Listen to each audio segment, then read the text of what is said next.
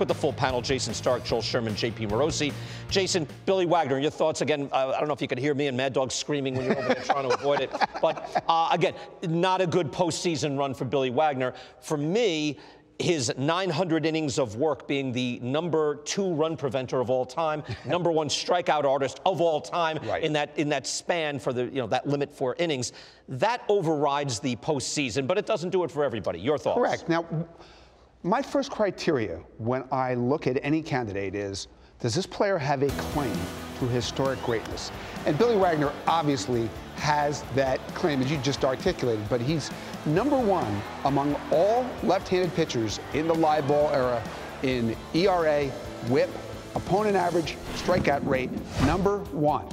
I know it's 900 innings, but like, what about lowest ever, best ever doesn't sound like a claim to history. Right. So then the question is, what are we going to do about a guy who had an ERA in the postseason over 10?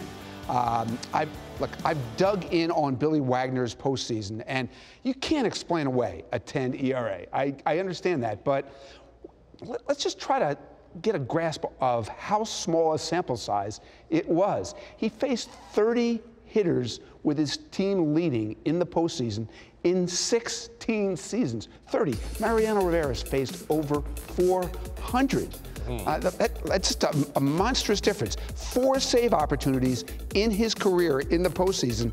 Mariano nearly 50. So when I was trying to weigh this, I didn't want to minimize what the postseason says about him. Right. But to me, the small sample should never outweigh the larger sample. Okay. But this is one occasion when you really had to think long and hard about it. No, I agree. What do you think, Joel? Well, again, I hate doing this because I think if Billy Wagner gets in this hall, the hall is not diminished. He was a great historic player.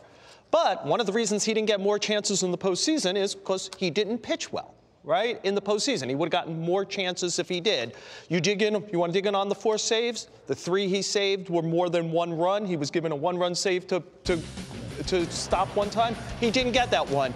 In those 14 games, 3 of the biggest hit in the game by WPA was against him in it.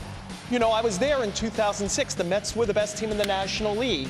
He, came into a game he was shaky enough. He blew game 2 in St. Louis. The Mets are about to go up 2-0 in St. Louis. He blows it. In game 6, he's given a 4-0 lead. He gets the save. It's 4-2, but he gives up 2 runs in the 9th. Willie Randolph, remember, tie game at home. That's when you bring in your closer. Nope, went for a 2nd inning with Aaron Heilman.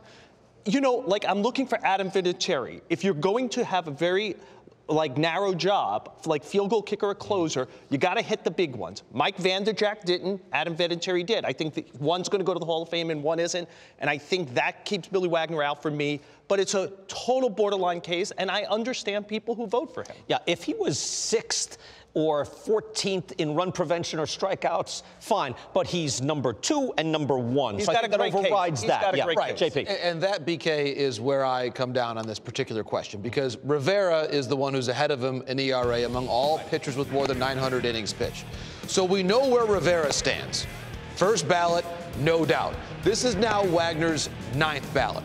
It feels to me that he has been penalized sufficiently for the lack of an October resume.